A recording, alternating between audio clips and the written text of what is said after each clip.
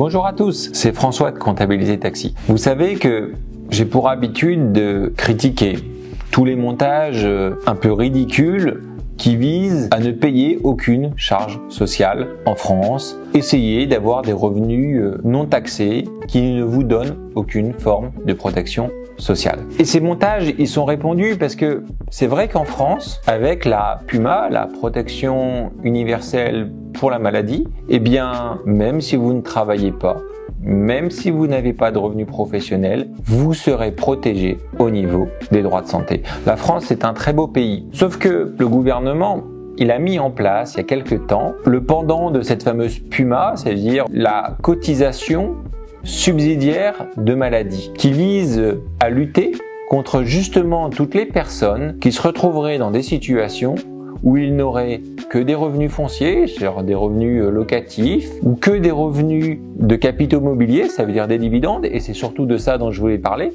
et pas de revenus professionnels. Le montage que je vais décrire aujourd'hui, celui qu'on voit le plus, c'est celui de la SASU à l'IS, avec un mode de rémunération 100% dividende, sans aucun salaire, pour bénéficier exclusivement de la flat tax. Eh bien, il faut savoir que lorsque vous percevez au titre de l'année N-1, donc là par exemple en 2024, si vous aviez perçu en 2023 des dividendes pour un montant supérieur au plafond annuel de la sécurité sociale de 2023 et que dans le même temps vous avez des revenus du travail, c'est-à-dire des revenus assujettis à charge sociale pour un montant inférieur à 20% du plafond annuel de la sécurité sociale, alors vous vous rendez passible de la cotisation subsidiaire de maladie pour un montant de 6,5%. Alors il y a quelques exceptions, évidemment, si vous êtes à la retraite, si votre conjoint travaille, si au niveau du foyer fiscal il y a des revenus. L'objectif de cette vidéo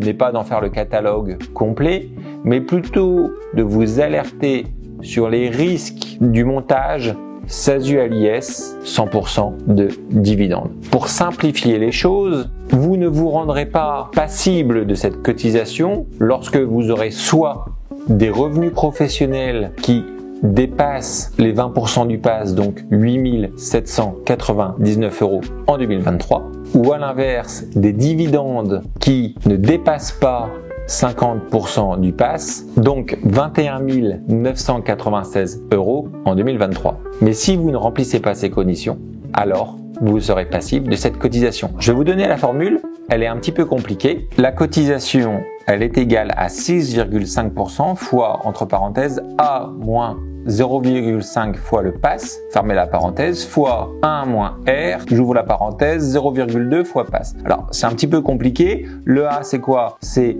l'ensemble des revenus autres que les revenus d'activité professionnelle et de l'ensemble des moyens d'existence et des éléments de train de vie dont dispose l'assuré, retenus dans la limite de 8 fois la valeur annuelle du plafond de la sécurité sociale. Bon, ça, vous serez assez peu concerné. Le PAS, c'est le plafond annuel de la sécurité sociale. Donc, par exemple, en 2023, c'était 43 992 €. Et le R, c'est égal au montant des revenus tirés d'activité professionnelle ou, si elle est plus élevée que ces revenus, à la plus faible des assiettes minimales sur lesquelles sont calculées les cotisations, soit 5 059 € en 2023. Concrètement, pour vous donner un petit exemple, au final, si vous ne prenez que des dividendes, on va dire par exemple 40 000 €, vous pouvez très vite vous retrouver à payer entre 1 500 et 2 000 € de PUMA à la fin de l'année. Donc faites bien attention parce qu'en plus cette PUMA que vous aurez à payer, cette cotisation subsidiaire de maladie, vous allez les payer à titre perso et ce ne sera pas déductible du résultat de votre entreprise. Donc au final, le montage 100% dividende, oubliez,